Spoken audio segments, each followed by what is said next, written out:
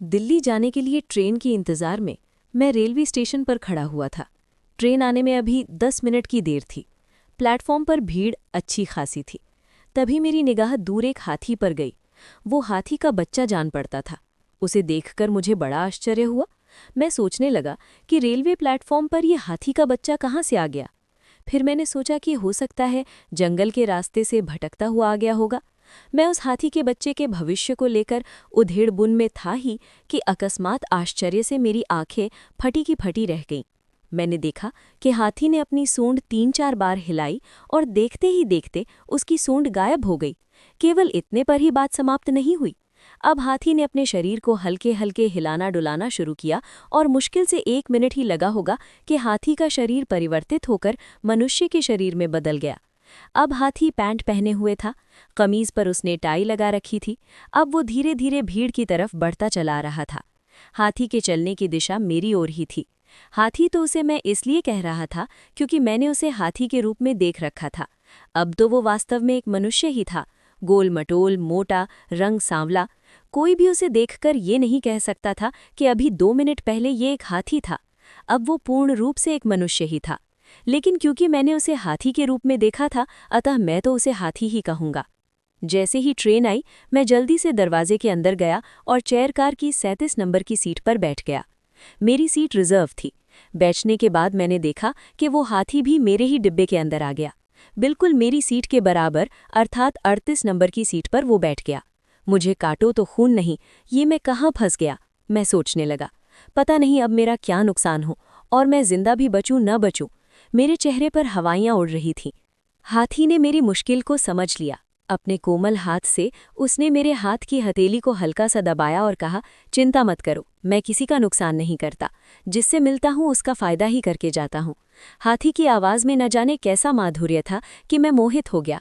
उसकी आवाज़ उसके मुंह के स्थान पर आकाश से आती हुई जान पड़ती थी।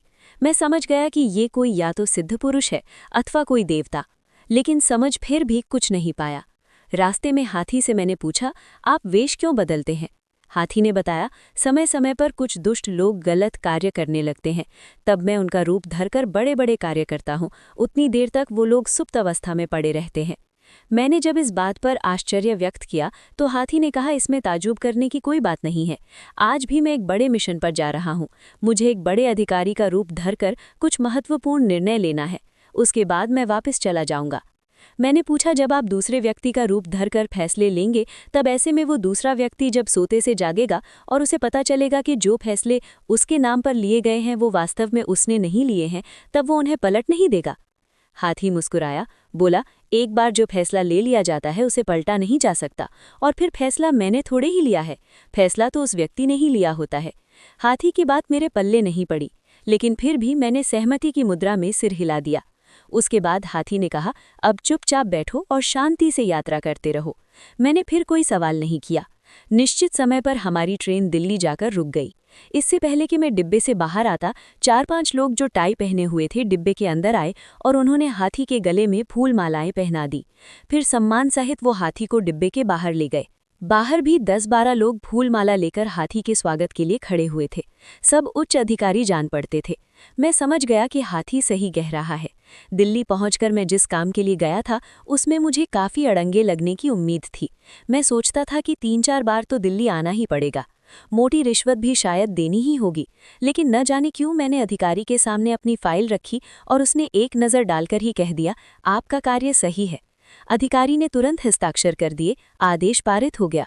मुझे एक क्षण के लिए संदेह हुआ कि ये अधिकारी कहीं ट्रेन में मिलने वाला हाथी तो नहीं था, लेकिन वो जो हाथी था वो तो बहुत मोटा और सांवले रंग का था, जबकि जिस अधिकारी से मैं मिला था वो गोरा चिट्टा तथा दुबले शरीर का था। बहरहाल मेरी समझ में कुछ नहीं आया, लेकिन फिर भी मैं प्रसन्नतापूर्वक एक आश्चर्यजनक अनुभव लेकर अपने घर वापस लौट आया।